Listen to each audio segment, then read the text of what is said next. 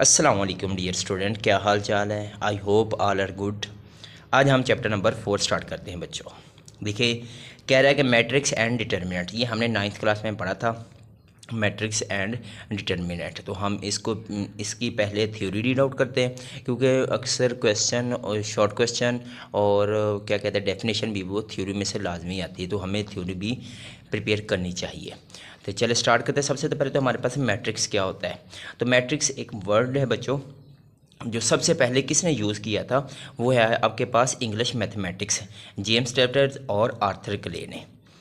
और ये कहाँ यूज़ हुआ था, ये लीनियर ट्रांसफॉर्मेशन में यूज़ हुआ था। अब बच्चों, लीनियर क्या चीज़ होती है। लीनियर वो होता है जैसे 2x+y=3 समथिंग वगैरह, जिसमें x की पावर 1 हो, तो वो लीनियर इक्वेशन होती है। अब लीनियर ट्रांसफॉर्मेशन, इससे मुराद ये होगा कि हमने वो जो लीनियर इक्वेशन दी थी एग्जांपल के तौर पर मैंने अभी जो बोली है, उसको आपने एक मैट्रिक्स की फॉर्म में लिखने को क्या कहते हैं, लीनियर ट्रांसफॉर्मेशन। और आजकल जो यूज़ हो रहा है वो क्या, हाई स्पीड कंप्यूटर में यूज़ हो रहा है।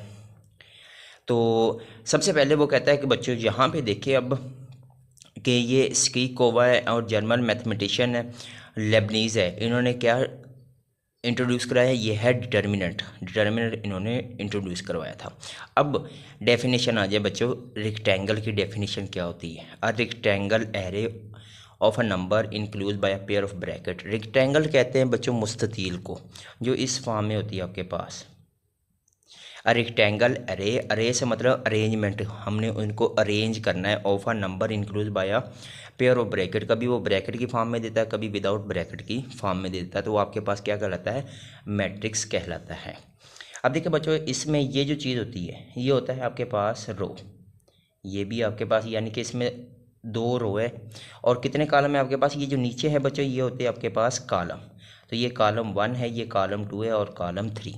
तो अब इसका अगर वो ये कहेगा ऑर्डर ऑफ मैट्रिक्स क्या होगा, तो वो ये होगा बच्चों कि ये देखिए आपके पास कितनी रो है, 2 रो है और 3 कॉलम, यानी 2/3 होगा।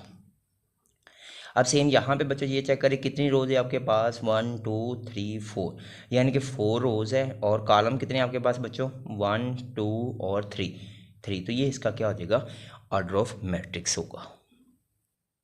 और आगे उसने लिखा है कि ये जो अंदर वाली का ये जो चीज़ें होती हैं ये सारी, इसको क्या कहते हैं, एंट्रीज कहते हैं या फिर एलिमेंट भी कहते हैं। अब नेक्स्ट बच्चों वो ये कह रहा है कि हमने ब्रैकेट, ये कैपिटल जो लेटर लिखा हुआ ये होता है कि जो आपके पास मैट्रिक्स होता है उसको आपने कैपिटल लेटर के तौर पर उसे रिप्रेजेंट करना है या डिनोटेड करना है। और ये जो स्मॉल लेटर लिखा है इसका मतलब ये है कि ये जो अंदर वाले एंट्रीज़ होती है या फिर एलिमेंट होता है उसको आपने स्मॉल नंबर से लिखना है, यानी कि स्मॉल एलिमेंट हो गए और ये कैपिटल अल्फ़ाबेट हो गए। यानी कि डिनोटेड हम कैपिटल अल्फ़ाबेट से करेंगे और जो अंदर वाले आपके पास हो गए एंट्रीज वो क्या होगी, स्मॉल होगी। अब इस तरह हमारे पास जो नेक्स्ट डेफिनेशन है बच्चों वो आ रही है हमारे पास, ये लिखा रोज मैट्रिक्स और रोज वेक्टर, ये वही है जिसमें आपके पास 1 रो हो। देखिए इस तरफ a row matrix which has only 1 row, यानी कि जो हॉरिजेंटल वे हो उसको आप क्या कहते हैं, रो कहते हैं। और जो वर्टिकली फॉर्म हो उसको क्या कहते हैं, आप कॉलम कहते हैं।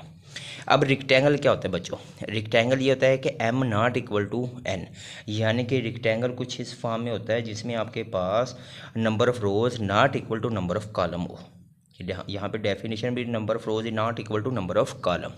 जैसे यहाँ पे देखिए आपके पास 2 रोज है और 3 कॉलम है, तो ये क्या हो जाएगा, 2/3, ये इक्वल नहीं है। अब इस तरह नेक्स्ट आपके पास बच्चों स्क्वायर मैट्रिक्स दिया गया है। स्क्वायर मैट्रिक्स m = n, यानी कि ये number of rows equal to number of column, जिसमें आपके पास ये जो अंदर वाली एंट्रीज हो वो सेम होनी चाहिए। यहाँ पे देखिए 1/1 है, यहाँ पे आ जाएगा आपके पास 2/2 और इधर क्या होगा आपके पास 3/3, यानी कि 3 कॉलम 3 रो, 2 कॉलम 2 रो और 1 कॉलम 1 रो होगा। तो ये इक्वल है, तो ये आपके पास क्या कहलाएगी, स्क्वायर मैट्रिक्स कहलाते हैं। सबसे मेन चीज़ बच्चों ये है कि ये जो स्क्वायर फॉर्म में दिया होता है ना हमारे पास, जैसे फॉर एग्जांपल स्क्वायर मैट्रिक्स है, तो उसमें ये वाली जो एंट्रीज होती है इसको कहते हैं डायगोनल एंट्रीज़। ये वाली जो जिसको मैंने हाईलाइट किया ये डायगोनल एंट्रीज़ होती है, इसको हम क्या कहते हैं, प्रिंसिपल डायगोनल कहते हैं। इस वाली को प्रिंसिपल डायगोनल मेन होती है, और इसको कहते हैं सेकेंडरी डायगोनल, ये लिखा हुआ सारा सेकेंडरी डायगोनल और प्रिंसिपल डायगोनल, इस वाले को हम कहते हैं प्रिंसिपल डायगोनल। और प्रिंसिपल डायगोनल को आप ये भी कह सकते हैं लीडिंग लीडिंग, क्योंकि ये लीड कर रहा है तो हम इसको क्या कहते हैं, लीडिंग डायगोनल भी कह सकते हैं या फिर मेन डायगोनल भी इसको कह सकते हैं। तो अब नेक्स्ट है हमारे पास बच्चों डेफिनेशन डायगोनल मैट्रिक्स क्या होती है। डायगोनल मैट्रिक्स वो होती है जिसमें आपके पास देखें कि ये जो मेन डायगोनल है ये वाला, ये नॉन ज़ीरो होने चाहिए। ये जितने भी आपके पास ये नॉन ज़ीरो होने चाहिए, बाकी ऊपर नीचे ये सारा क्या हो ज़ीरो, देन आपके पास क्या कहलाती है, डायगोनल एंट्रीज कहलाती है। जैसे फॉर एग्जांपल यहाँ पे ज़ीरो आ गया, यहाँ पे भी ज़ीरो आ जाए, यहाँ पे टू है, यहाँ पे भी ज़ीरो, यानी कि ऊपर नीचे सारे ही ज़ीरो आ जाए, लेकिन मेन डायगोनल में कोई एक नंबर भी आपके पास वो नॉन ज़ीरो आ जाए, देन आपके पास वो क्या कहलाते हैं, डायगोनल एंट्रीज कहलाते हैं। अब स्केलर मैट्रिक्स क्या होता है बच्चों, नेक्स्ट डेफिनेशन आपके पास स्केलर मैट्रिक्स। तो स्केलर उसकी मेन डेफिनेशन में ये है कि ये जो डायगोनल होती है, diagonal entries, main diagonal entries वो सेम होनी चाहिए और बाकी सारे क्या होने चाहिए, वो नॉन ज़ीरो होने चाहिए, इसकी डेफिनेशन है। यूनिट मैट्रिक्स या फिर आइडेंटिटी मैट्रिक्स, तो ये भी सेम वही है। अब यूनिट मैट्रिक्स या आइडेंटिटी मैट्रिक्स से मुराद ये है कि जैसे ये आपके पास ऊपर नीचे सारे ही ज़ीरो है, लेकिन यहाँ पे वन नहीं है। अगर वन आ जाए ए की जगह, यहाँ पे ए लिखा हुआ है ना बच्चों, तो इसकी जगह वन वन आ जाए तो ये होता है आपके पास आइडेंटिटी मैट्रिक्स होगा, जिसमें आपके पास क्या कहलाए कि ये देखिए become order of equal to zero और a i j equal to one, यानी कि वो क्या होना चाहिए, सिर्फ वन वन होना चाहिए, ऊपर नीचे सारे क्या हो, नॉन ज़ीरो होने चाहिए। नेक्स्ट बच्चों आपके पास डेफिनेशन है नल मैट्रिक्स आर ज़ीरो, यानी कि या तो फिर आपके पास वो रेक्टेंगल फॉर्म है या मैट्रिक्स फॉर्म में हो, तो लेकिन उसकी जो एंट्रीज होती है वो सारी की सारी क्या होनी चाहिए, ज़ीरो होनी चाहिए, देन उसको हम क्या कहते हैं, null matrix or zero matrix. Equal matrix क्या होता है बच्चों, इक्वल मैट्रिक्स वो होता है जिसमें आपके पास सेम ऑर्डर हो, दो मैट्रिक्स हो और उनमें आपके पास क्या हो, सेम ऑर्डर हो, तो वो क्या हो गया आपके पास इक्वल मैट्रिक्स कहलाएंगे। और ट्रांसपोज मैट्रिक्स क्या होता है बच्चों, ये हम पढ़ चुके हैं कि हम क्या कहते हैं कि changing row into column and column into row is called क्या होगा आपके पास, ट्रांसपोज मैट्रिक्स। जैसे ये देखकर लिखा हो B1 2, इसको हम कान से पकड़ कर नीचे लिख देंगे तो ये वाली फॉर्म आ जाएगी, तो ये आपके पास क्या कहलाएगी, इसकी ट्रांसपोज मैट्रिक्स। नेक्स्ट आपके पास है बच्चों एडिशन ऑफ मैट्रिक्स, ये तो सिंपल सा सीधा सीधा था। अब वन को वन के साथ ऐड करना, तो टू को टू के साथ, इस तरह ये एडिशन मैट्रिक्स ये हम ऑलरेडी 9th क्लास में कर चुके हैं। इस तरह सब्ट्रैक्शन ये भी सेम वही का वही काम है। जैसे ये देखो 1 -2 होगा, फिर 0 और -1, फिर -1 -3, इस तरह अगर इनको माइनस कर तो आप इस फॉर्म में कर सकते हैं जी। तो बच्चों मेन जो टॉपिक है वो ये है कि मल्टीप्लिकेशन ऑफ टू मैट्रिक्स, दो मैट्रिक्स को आपने मल्टीप्लाई किस तरह करना है। तो वो ये दिया हुआ आपके पास यहाँ पे नीचे ये दिखे, ये कुछ इस फॉर्म में दिया हुआ कि ये आपके पास रोज़ है, इसको आपने क्या करना होता है, फर्स्ट रो को आपने मल्टीप्लाई करना है फर्स्ट कॉलम के साथ, फिर इस तरह सेकंड कॉलम के साथ तरतीब से मल्टीप्लाई करना है। देखिए A11 मल्टीप्लाई B11 ये लिख दिया, फिर A12 और B21, फिर इस तरह A13 यहाँ पे आ जाएगा आपके पास A13 और B31 लिख दिया, फिर इस तरह A12 और B12 होगा, देखिए A11 और B12, फिर इस तरह A12 और B22, फिर इस तरह आपके पास A13 और B32 ये वाला हो जाएगा, यानी कि सेकंड कॉलम के साथ। इस तरह आपके पास ये फर्स्ट सेकंड होगी, इसको भी आपने फर्स्ट कॉलम और सेकंड कॉलम के साथ तरतीब से मल्टीप्लाई करना, तो ये हो जाएगा आपके पास multiplication of two matrix. Main है बच्चों ये कुछ प्रॉपर्टीज़ हैं जो इधर अब यूज़ होगी। देखिए सबसे पहले तो वो कम्यूटेटिव प्रॉपर्टी होती है विद रिस्पेक्ट टू एडिशन, यानी कि जमा के लिहाज से क्या है आपके पास कम्यूटेटिव प्रॉपर्टी। कम्यूटेटिव प्रॉपर्टी में बच्चों आपके पास सिर्फ दो एलिमेंट होते हैं, यानी कि ए और बी, उनको आपने क्या करना है, एडिशन का है तो ए जमा बी इक्वल टू बी जमा ए, दोनों का आंसर क्या होना चाहिए, बराबर आएगा। एसोसिएटिव प्रॉपर्टी में आपके पास 3 हो गए, तो लेकिन ये किस फॉर्म में कह रहा है, वो एडिशन के लिहाज से। तो देखिए ए जमा बी प्लस सी, फिर ए बी जमा सी। Associative property with scalar multiplication, scalar multiplication से ये होगा कि कोई तीसरा आ जाएगा, सी आ जाएगा, लेकिन अब किस फॉर्म में हो जाएगा, ये मल्टीप्लाई में हो जाएगा। तो आप इसको कुछ इस तरह से भी लिख सकते हैं कि ए बी और सी आ जाएगा, फिर ए और सी डी, इस तरह भी कर सकते हैं आप, या जैसे ये लिखा सी डी ए और ए सी और डी ए, इस तरह भी कर सकते हैं। नेक्स्ट वो कहते हैं एडिटिव आइडेंटिटी, यानी कि एडिटिव से मुराद है कि एडिशन के लिहाज से इसकी आइडेंटिटी क्या है। तो एडिशन की आइडेंटिटी क्या होती है बच्चों, आपके पास 0 होती है, यानी कि a + 0 इक्वल टू 0 + a, तो आंसर क्या होगा 0। अब 0 में आपके पास क्या होता है, नल वेक्टर होता है, ये लिखा उसने 0 जो नल वेक्टर, नल में आपके पास क्या होता है, सारे ही 0 0, तो बाकी आपके पास क्या बचेगा, जस्ट a ही बचेगा। अब मल्टीप्लिकेटिव आइडेंटिटी क्या होती है बच्चों? मल्टीप्लिकेटिव आइडेंटिटी वो 1 0 0 वो जो आइडेंटिटी का आता है, जैसे ये 0 1 0 0 फिर 0 1 0 0 0 1, ये क्या होती है आपके पास बच्चों?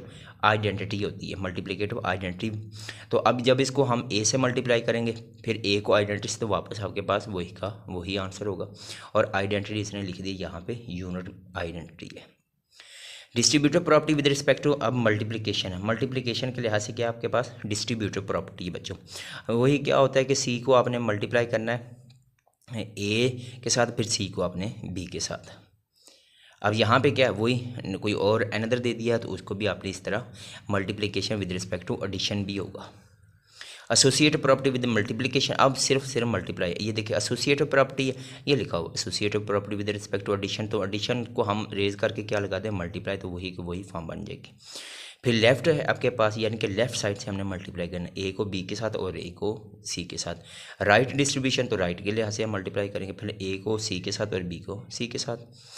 इस तरह ये लास्ट है आपके पास, सी को ए बी, यानी कि सी ए और बी, फिर ए और सी, इस तरह भी हम इसको लिख सकते थे।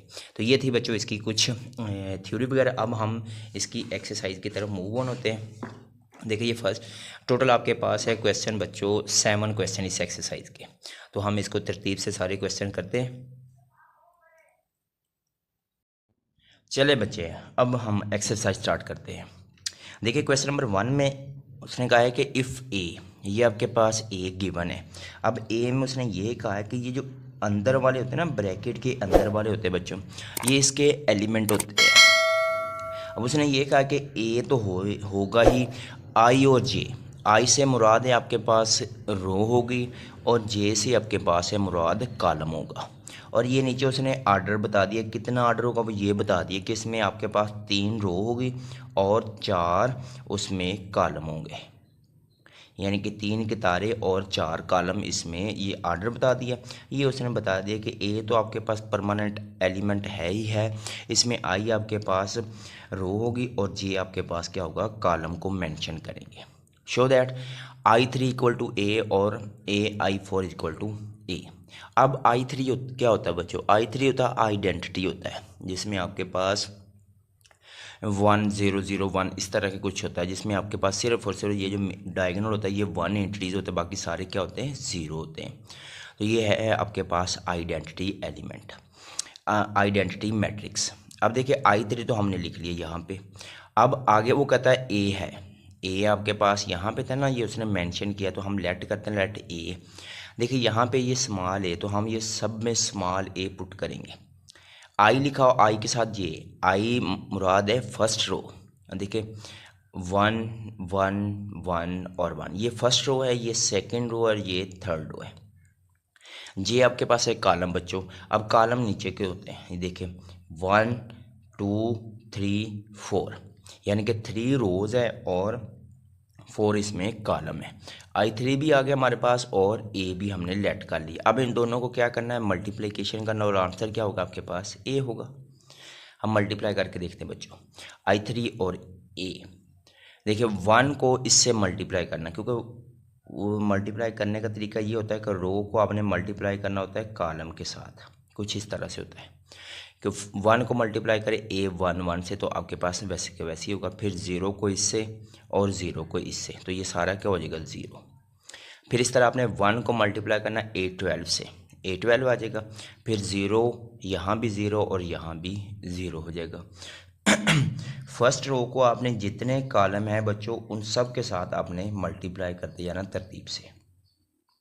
देखिए फर्स्ट रो को इस कॉलम के साथ भी कर लिए, फर्स्ट रो को सेकंड कॉलम के साथ, अब फर्स्ट रो को थर्ड कॉलम के साथ मल्टीप्लाई करें तो ये आंसर, और फर्स्ट रो को फोर्थ कॉलम के साथ मल्टीप्लाई करें तो ये आंसर हो जाएगा। अब इस तरह आपके पास सेकंड रो है बच्चों, सेकेंड रो को भी सेम इस तरह first column, second column, third और फोर्थ कॉलम में मल्टीप्लिकेशन करते जाना है। ये मल्टीप्लाई कर लिए, यहाँ पे देखिए 0 को इससे मल्टीप्लाई कर तो 0, 1 को इससे मल्टीप्लाई कर तो ये वाला आंसर आ जाएगा, ये वाला आंसर, फिर 0 0 आ जाएगा। फिर इस तरह सेकंड को सेकंड कॉलम, फिर सेकंड रो को थर्ड कॉलम और सेकंड रो को फोर्थ कॉलम के साथ मल्टीप्लाई करने के बाद ये वाला आ जाएगा। अब इस तरह ये लास्ट रो है बच्चों, अब लास्ट रो को भी आपने क्या करना है, फर्स्ट कॉलम के साथ मल्टीप्लाई करना है, 0 ज़ीरो आ जाएगा, फिर ज़ीरो इसके साथ ज़ीरो और वन, ये वाला आंसर होगा। देखिए A31। फिर इस तरह से थर्ड रो को आपने सेकंड कॉलम, फिर थर्ड रो को थर्ड कॉलम और थर्ड रो को फोर्थ कॉलम के साथ तरतीब से मल्टीप्लाई कर दें, तो ये आपके पास ये चीज़ बन जाएगी। अब देखिए जब इसको हम ऐड करेंगे, इसमें से ऐड करेंगे तो ये तो 0 0 0 ही है, तो A11 आ जाएगा। इस तरह यहाँ से A2 A13 A14 हो जाएगा।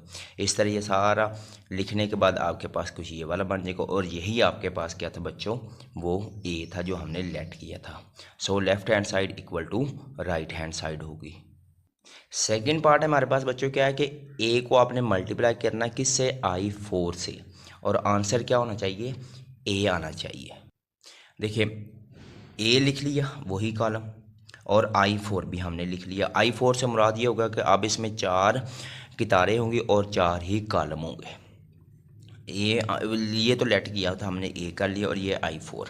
इस तरह A11 को आपने मल्टीप्लाई करना है। ये देखिए फर्स्ट रो को आपने क्या करना है, फर्स्ट कॉलम के साथ मल्टीप्लाई, फिर सेकंड कॉलम, फिर थर्ड कॉलम, और इस तरह आपने क्या है फोर्थ कॉलम के साथ मल्टीप्लाई करना है।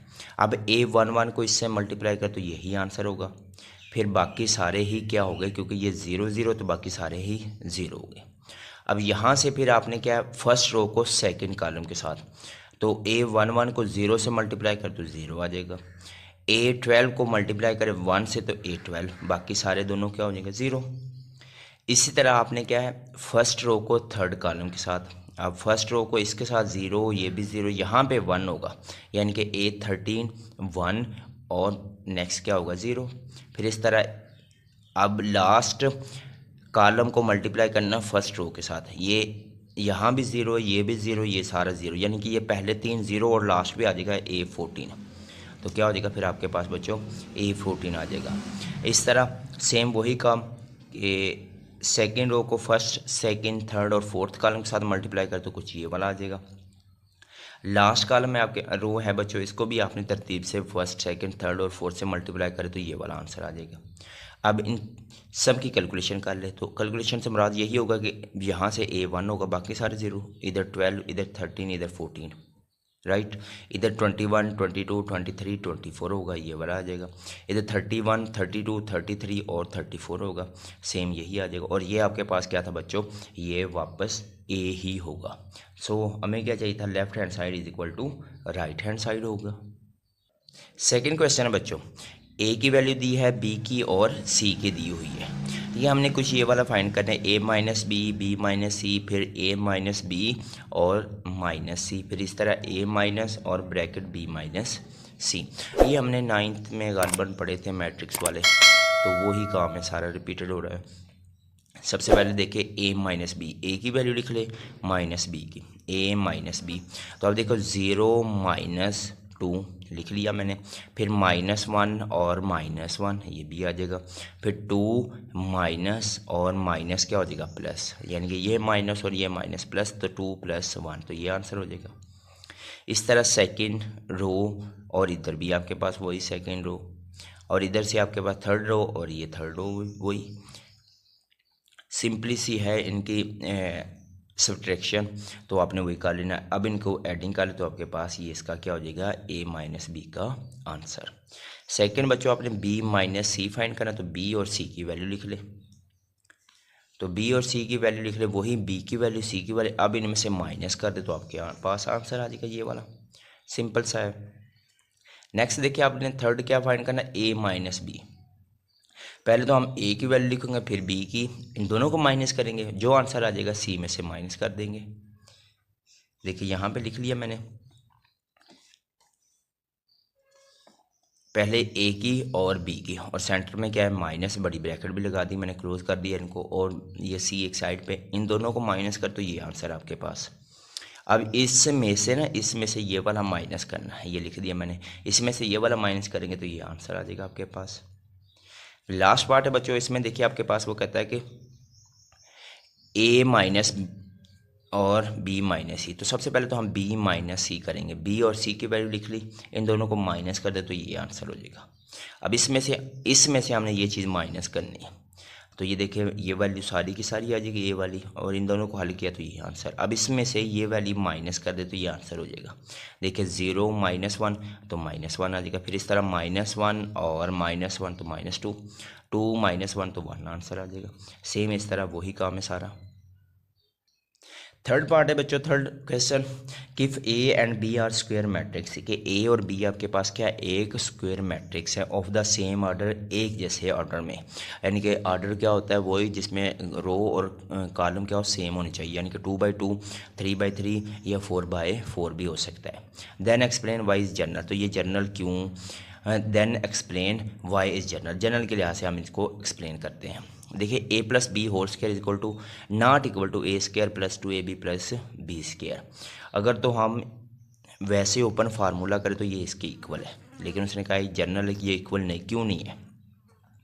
देखिए लेफ्ट हैंड साइड ले ले a+b होल स्क्वायर, तो a+b होल स्क्वायर इसको हम कुछ इस तरह से लिख सकते हैं अलग अलग, यानी कि बेस सेम और पावर ऐड कर दें। अब इनको मल्टीप्लाई कर ले, a को मल्टीप्लाई a के साथ, फिर a को मल्टीप्लाई b के साथ, फिर इस तरह b को मल्टीप्लाई a के साथ और b को मल्टीप्लाई b के साथ।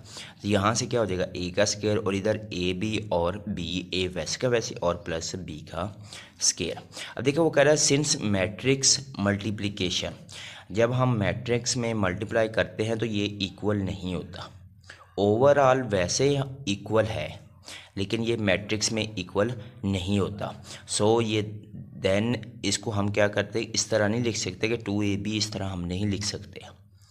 सो they can not become 2ab। So left hand side equal to right hand side. इधर नेगेटिव वाला फार्मूला आ गया, वही काम क्या करना हमने, a - b होल स्क्वायर, तो a dot b a dot a - b, अब मल्टीप्लाई कर लें तो ये वाला काम हो जाएगा। सेम केस ये जैसे ये था कि a b not equal to b है, ये तो कभी भी इक्वल नहीं हो सकते इन जनरल। सो -ab और -ba कैन नॉट बिकम, हम -2ab इसको हम नहीं लिख सकते। सो ये क्या आपके पास left hand side not equal to right hand side होगी। थर्ड पार्ट है बच्चों, इसमें कहता है a+b और a - b not equal to a² - b²। Left hand side ले लेंगे, मल्टीप्लाई कर ले, a को a से, a को b से, फिर b को a से और b को b से। तो यहाँ से a², यहाँ से ab, यहाँ से +ba और b का स्क्वायर। वैसे ये कैंसिल हो सकते हैं लेकिन मैट्रिक्स में ये कैंसिल नहीं हो सकते। देखिए since ba can not be ab, so negative ab और +ba can not cancel each other, हम इसको कैंसिल नहीं कर सकते। So left hand side not equal to right hand side. जी तो बच्चों क्वेश्चन नंबर 4। अब क्वेश्चन नंबर 4 में देखिए आपके पास a, b और c गिवन है, तो आपने क्या फाइंड करना है, a और b को मल्टीप्लाई, फिर जो आंसर आएगा c के साथ मल्टीप्लाई, फिर इस तरह हम पहले b c को मल्टीप्लाई करें, जो आंसर आएगा a के साथ मल्टीप्लाई कर देंगे। इस तरह b और c को आप दोनों को ऐड करेंगे, जो आंसर आएगा a के साथ मल्टीप्लाई, इधर a b को मल्टीप्लाई, फिर a c को, और दोनों को क्या कर देंगे हम एडिशन। तो चलिए फर्स्ट पार्ट करते हैं। पहले देखिए a और b, पहले तो हम तीनों के तीनों एलिमेंट लिख लेते हैं, तीनों मैट्रिक्स लिख लिए बच्चों। अब पहले हमने क्या फाइंड करना है बच्चों, देखो a b को मल्टीप्लाई, पहले इन दोनों को हम मल्टीप्लाई कर लेते हैं। अब मल्टीप्लाई का करने का तरीका क्या था बच्चों, कि हमने रो को करना था फर्स्ट कॉलम के साथ और फिर सेकंड कॉलम के साथ तरतीब से। अब देखिए अयोटे को अयोटे से मल्टीप्लाई करें तो क्या हो जाएगा, अयोटा स्क्वायर, साथ में क्या होगा नेगेटिव। फिर इस तरह आपने क्या करना है, 2 को 2 से मल्टीप्लाई करें 4, और साथ में क्या होगा अयोटा स्क्वायर। इस तरह अयोटा को 1 से मल्टीप्लाई कर दो अयोटा, फिर 2 को इसके साथ मल्टीप्लाई कर तो ये वाली फॉर्म बन जाएगी। अब इस तरह नीचे आइए सेकंड रो, अब सेकंड रो को फर्स्ट कॉलम सेकंड कॉलम के साथ, 1 को अयोटा से मल्टीप्लाई कर तो माइनस अयोटा, फिर माइनस अयोटा को 2 से मल्टीप्लाई कर तो 2 1 = 2, और साथ में क्या होगा अयोटा स्क्वायर आ जाएगा। फिर इस तरह 1 को 1 से मल्टीप्लाई करें और माइनस अयोटा को 1 से मल्टीप्लाई करें, ये वाली फॉर्म, और ऊपर से ये वैसे क्या वैसे ही आ जाएगी। अब देखो बच्चों माइनस तो वैसे का वैसे, अयोटा स्क्वायर की जगह क्या होता है -1, फिर 4 और अयोटा स्क्वायर की जगह -1, यहाँ पे कोई अयोटा स्क्वायर नहीं थी, ये दोनों ऐड हो रहे थे, 3 अयोटा हो जाएगा। माइनस अयोटा और -2 अयोटा स्क्वायर होता है -1, फिर 1 माइनस अयोटा, इस तरह ये वैसे का वैसे ही आ जाएगा। अब इनकी कैलकुलेशन करें तो ये माइनस और माइनस क्या हो जाएगा प्लस, और -4, 3 अयोटा, यहाँ से माइनस अयोटा और माइनस प्लस हो जाएगा और 1 माइनस आयोटा। अब ये वैसे का वैसे ही आ जाएगा। 4 में से 1 निकाल दे तो -3, ये भी वैसे और ये भी सारा वैसे का वैसे ही। अब इन दोनों को मल्टीप्लाई कर ले बच्चों। देखिए कैसे मल्टीप्लाई करना था, वही जैसे मैंने कहा है कि फर्स्ट रो को फर्स्ट कॉलम के साथ, फिर सेकंड कॉलम के साथ। अब 3 को अयोटे के साथ मल्टीप्लाई करें, इस वाले के साथ, तो 3 2 6 होता है, साथ में क्या आ जाएगा अयोटा। फिर 3 को इसके साथ मल्टीप्लाई करें तो प्लस माइनस माइनस और 3 अयोटा स्क्वायर हो जाएगा। फिर इस तरह 3 को आप 1 के साथ मल्टीप्लाई करें और 3 अयोटे को अयोटे के साथ मल्टीप्लाई कर दें, इस तरह नीचे आ जाए। तो अब इनकी कैलकुलेशन कर लें। कैलकुलेशन करने के बाद ये नीचे कुछ इस फॉर्म में, ये इसका क्या बन जाएगा आपके पास, रिक्वायर्ड लेफ्ट हैंड साइड बन जाएगी बच्चों। अब इस तरह हम इसका जो राइट साइड है वो देखते हैं कि पहले ए लिख ले और बी और सी। ये देखिए ए लिख लिया, फिर बी और सी को मल्टीप्लाई कर ले। सेम वही तरीका कर मल्टीप्लाई का, फर्स्ट रो को फर्स्ट कॉलम के साथ, फिर फर्स्ट रो को सेकंड कॉलम के साथ, फिर सेकंड रो को फर्स्ट कॉलम और सेकंड रो को सेकंड कॉलम के साथ मल्टीप्लाई। अयोटा स्क्वायर की वैल्यू पुट कर ले, इनकी कैलकुलेशन कर ले, तो ये वाली फॉर्म बन जाएगी बच्चों। अब इस तरह इसको भी मल्टीप्लाई कर लेना, फर्स्ट रो को फर्स्ट कॉलम, फिर इस तरह सेकंड कॉलम के साथ तरतीब से मल्टीप्लाई कर लें। तो इनकी भी इस तरह कुछ कैलकुलेशन करते जाए। सिंपली है क्वेश्चन, सिर्फ क्या है इसकी कैलकुलेशन करनी है और अयोटा स्क्वायर की वैल्यू पुट करनी है, और इस तरह ये इसका भी क्या हो जाएगी, राइट साइड होगी, और दोनों का आंसर क्या होगा आपके पास, सेम आंसर। देन ये आपके पास क्या होगा, left hand side equal to right hand side कहलाएगा। सेकेंड पार्ट में बच्चों देखो ए बी प्लस सी, पहले तो हम बी प्लस सी को ऐड करेंगे, इन दोनों को ऐड। अब ऐड कैसे करते हैं, ये देखो फर्स्ट है तो फर्स्ट को फर्स्ट के साथ, देखिए माइनस अयोटा प्लस 2 अयोटा आ जाएगा, फिर 1 प्लस 1 ये भी आ गया, फिर 2 अयोटा प्लस माइनस अयोटा, फिर 1 प्लस अयोटा, ये वाली फॉर्म आ जाएगी। अब इनकी कैलकुलेशन करें, 2 में से 1 निकाल दे तो ये वाली फॉर्म बन जाएगी आपके पास, 1 प्लस 1 2 हो जाएगा, यहाँ से 2 में से 1 निकाल दिया अयोटा, 1 प्लस 2 अयोटा। अब इन दोनों को मल्टीप्लाई कर लें इस तरह, जैसे अभी पीछे हमने मल्टीप्लिकेशन किया है कि फर्स्ट रो को फर्स्ट कॉलम के साथ, इस तरह ये फर्स्ट रो आपके पास फर्स्ट कॉलम, फिर इस तरह सेकंड कॉलम के साथ मल्टीप्लाई कर लें। तो ये मल्टीप्लाई करने के बाद कुछ इस तरह की वैल्यू बन जाएगी आपके पास। अब यहाँ पे हम क्या करेंगे बच्चों, अयोटा स्क्वायर की वैल्यू अप्लाई कर देंगे। अयोटा स्क्वायर की वैल्यू अप्लाई करें, इनकी सिंपली कैलकुलेशन करें तो आपके पास ये इसका क्या होगा, रिक्वायर्ड आंसर बच जाएगा। राइट साइड है बच्चों इसकी, देखें क्या कह रहे हैं आपके पास राइट साइड में कि ये पहले तो हम ए और बी करेंगे, देखिए दिया हुआ है पहले ए और बी, फिर ए और सी, पहले ए और बी को मल्टीप्लाई कर लें, फिर प्लस, फिर ए और सी, दोनों वैल्यू लिख ली। मल्टीप्लाई हम तरतीब से ही करेंगे, अयोटा को इससे मल्टीप्लाई कर, फिर 2 अयोटा को इसके साथ, फिर अयोटा को 1 के साथ और 2 अयोटा को 1 के साथ, तो ये वाली फॉर्म हो जाएगी। इस तरह नीचे वाला भी मल्टीप्लाई कर लें, इसकी कैलकुलेशन कर ले तो सिंपली आपके पास कैलकुलेशन करने के बाद कुछ ये वाली फॉर्म बन जाएगी। यहाँ तक हो गया।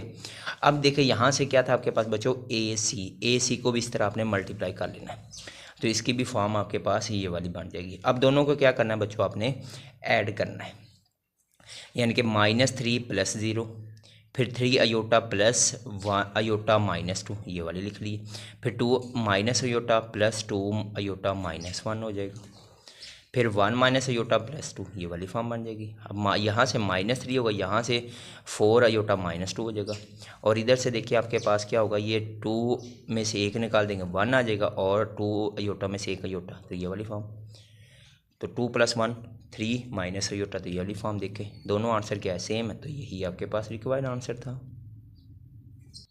क्वेश्चन नंबर 5 बच्चों, ए की वैल्यू आपके पास गिवन है, फाइंड आपने ये वाला करना है कि ए + A ट्रांसपोज, फिर A - A ट्रांसपोज, फिर इस तरह A × A transpose, A × A transpose A, और फिर A ट्रांसपोज उसका भी ट्रांसपोज। ए की वैल्यू गिवन है बच्चों, अब इसका ट्रांसपोज फाइंड करना है। तो ट्रांसपोज में मैंने क्या कहा था कि रो को आपने किस फॉर्म में लिख लेना है, कॉलम की फॉर्म में लिखना है। देखिए ये -1 था, 2 था, ये 3 था, रो की फॉर्म में था ना, तो इसको हमने कॉलम की फॉर्म में लिख लिया।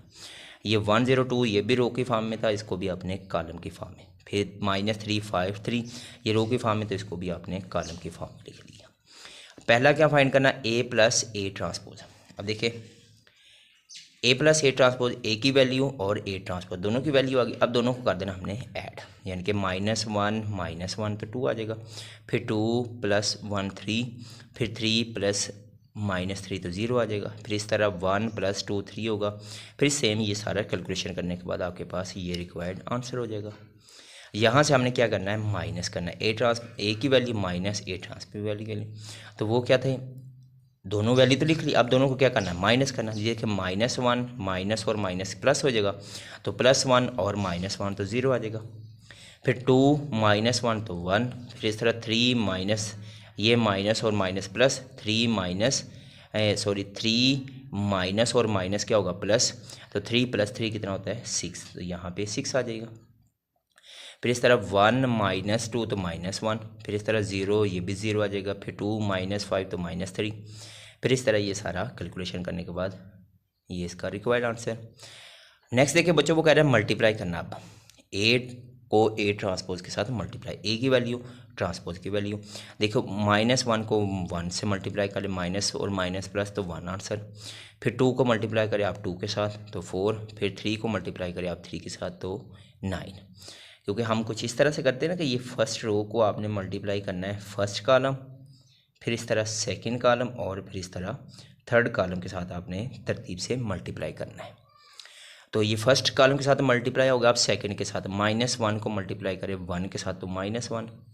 फिर इस तरह 2 को मल्टीप्लाई करें 0 से तो 0 आ जाएगा। फिर 3 को मल्टीप्लाई करें 2 से तो 6 हो जाएगा। फिर इस तरह आप देखिए -1 को 3 से तो +3 हो जाएगा। 2 को मल्टीप्लाई करें 5 तो 10, और 3 को मल्टीप्लाई करें 3 के साथ तो 9। इस तरह आपने बच्चों ये सेकंड रो को इस तरह मल्टीप्लाई करना, ये वाली फॉर्म बन जाएगी। फिर इस तरह आप थर्ड रो को मल्टीप्लाई करना इस तरह, तो ये वाली फॉर्म। अब इसकी कैलकुलेशन कर लें, कैलकुलेशन करेंगे तो ये इसका क्या हो जाएगा, रिक्वायर्ड आंसर। नेक्स्ट बच्चों वो कह रहा है कि ए ट्रांसपोज और ए, यानी कि पहले हम ए ट्रांसपोज लेंगे और मल्टीप्लाई फिर ए की वैल्यू। काम वही करना है जैसे अभी पीछे किया है कि फर्स्ट रो को आपने तरतीब के साथ पहले कॉलम, फिर सेकंड कॉलम और फिर थर्ड कॉलम के साथ तरतीब से मल्टीप्लाई करेंगे। यानी कि -1 को अब -1 से तो 1 आ जाएगा, फिर 1 को 1 से तो फिर 1, 3 को 3 से 9 हो जाएगा।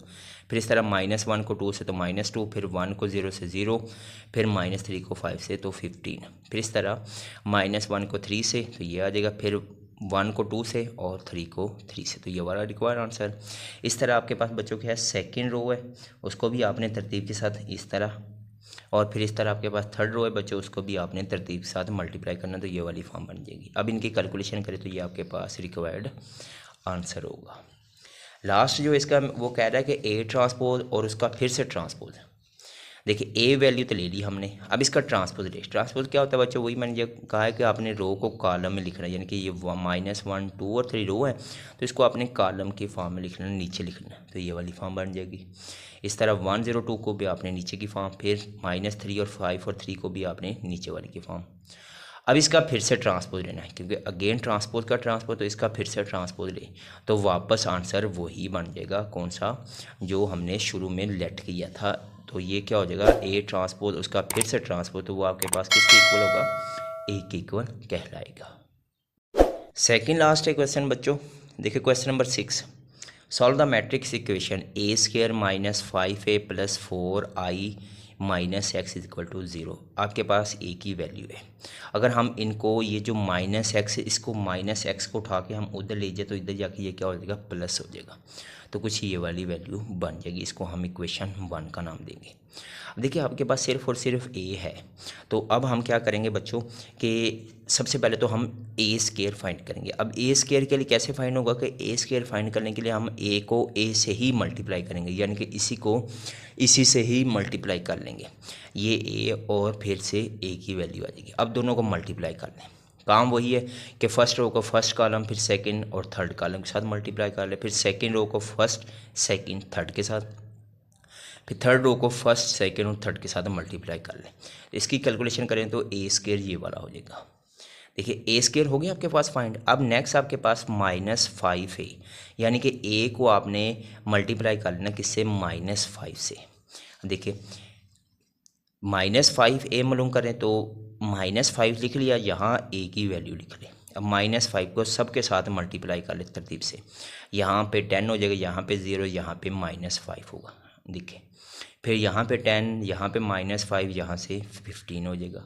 फिर इस तरह 5 को इस सारे के साथ मल्टीप्लाई करो तो -5a होगा। ये वाला भी फाइंड। अब 4i से मल्टीप्लाई करनी है। आई क्या बच्चों, आइडेंटिटी होता है। देखिए 4i की वैल्यू लिख ली, यानी कि 1 1 1 आइडेंटिटी मैट्रिक्स हो गया। 4 को हम 1 से मल्टीप्लाई करें, बाकी सारा 0। यहाँ पे 4 आ जाएगा, यहाँ पे 4, बाकी सारा 0। तो ये वाली। अब देखिए a² भी हो गया, -5a भी हो गया और 4i भी हो गया। तीनों वैल्यू होगी बच्चों, a² भी, -5a भी और +4i भी लिख लिया। अब तीनों को आपने क्या करना है, ऐड करना है इक्वेशन 1 में। Adding all part in equation 1, यानी कि पहले हम ये लिखेंगे, फिर ये और फिर ये। देखिए तरतीब से लिख ली सारी वैल्यू। अब इसके बाद हमने क्या करना बच्चों, इनको ऐड कर देना है, यानी कि 5 -10 और +4। फिर इस तरह -1 +0 और +0। फिर इस तरह 2 + -5 और +0, ये वाली फॉर्म होगी। अब इस तरह ये वाला भी तरतीब से, फिर इस तरह लास्ट वाला भी तरतीब से, सबको ऐड कर लें। तो इसकी कैलकुलेशन करने के बाद ये इसका क्या हो जाएगा, रिक्वायर्ड आंसर किसका, x की वैल्यू हमने फाइंड आउट कर ली। लास्ट पार्ट है बच्चों, देखिए इसमें कह रहा है कि if a and b are 2 matrix, यानी कि a और b आपके पास 2 मैट्रिक्स है, such that a b equal to b के इक्वल और b a equal to a के इक्वल। तो शो दैट हमने ये वाला शो करवाना है कि a² + b² इक्वल टू क्या होगा, a + b। अब देखिए बच्चों वो कह रहा है कि a और b आर 2 मैट्रिक्स, ये आपके पास 2 मैट्रिक्स है। तो हमने पहले तो ये शो करवाना है कि a² + b² इक्वल टू क्या होगा, a + b। तो यहाँ से हम पहले ये लेते हैं a²। देखिए a² को हम a.ab लिख सकते हैं ना बच्चों, a.a। तो अब देखिए सिंस a की वैल्यू क्या आपके पास, यहाँ पे देखिए a की वैल्यू क्या है, ba। तो मैंने नीचे लिख लिया कि since ba equal to a। तो यहाँ पे हम a की जगह क्या वैल्यू पुट कर दे, ba पुट कर दे। एसोसिएटिव जब प्रॉपर्टी अप्लाई करेंगे तो वो क्या होती है बच्चों, यहाँ पे ये आपके पास क्या होगा, b बाहर हो जाएगा और a आ जाएगा। तो a b और साथ में क्या होगा, a। अब चेक करें बच्चों, a b किसके इक्वल है, b के इक्वल। a b था बच्चों आपके पास, ये जो था ना a b। अब देखिए a b ये किसके इक्वल था, b के इक्वल था। तो यहाँ a b की जगह क्या आ जाएगा आपके पास, b और ये a का a होगा। अब b a किसके इक्वल बच्चों, a के इक्वल, यानी कि b a equal to a। तो नीचे हो गया a के इक्वल। देन हम क्या कर सकते हैं कि a² किसके इक्वल होगा बच्चों, a के इक्वल होगा। ये सारा हम कर रहे हैं कि a² इक्वल टू a के इक्वल, ये होगी इक्वेशन 1। अब इस तरह सेकेंड आ जाए बच्चों, ये तो हमने फाइंड कर लिया। b² भी सिमिलर है, इस तरह होगा, b² को हम b.b। अब यहाँ से हम b की वैल्यू पुट कर दें। b की देखो बच्चों क्या वैल्यू आ रही है, ab। तो ab आ गया b की जगह। अब यहाँ पे एसोसिएटिव प्रॉपर्टी लगाएंगे तो क्या हो जाएगा, ba साथ में क्या होगा, b। अब ba देखिए यहाँ पे ba किसके इक्वल है, a के इक्वल है। तो ba की जगह क्या हो जाएगा, a आ जाएगा, साथ में क्या हो जाएगा, ab। अब ऊपर चेक करें ए बी किसके इक्वल है बच्चों, b के इक्वल। तो b² इक्वल टू b हो गया, इक्वेशन 2। अब दोनों को क्या कर दे, ऐड कर दे, यानी कि इक्वेशन 1 और इक्वेशन 2 को ऐड कर दे। ऐड क्यों करना है, क्योंकि हमने क्वेश्चन में ही ऐडिंग कहा उसने। तो हम इनको ऐड कर देते हैं। ये देखिए यहाँ से a² होगा और यहाँ से b², दोनों को ऐड कर लिया। और इधर से क्या होगा a और इधर से क्या होगा b। और यही हमने क्या करना था, प्रूव करना था। और यही हमने क्या कर लिया, इसका प्रूव कर लिया। तो इसी के साथ बच्चों ये थी एक्सरसाइज 4.1 अपने अख्ताम पजीर हुई। तो जुड़े रहे हमारे YouTube channel math with ACP के साथ। तो दुआओं में याद रखिएगा। मिलते हैं हम नेक्स्ट लेक्चर नेक्स्ट वीडियो के साथ। अस्सलाम वालेकुम, अल्लाह हाफिज़।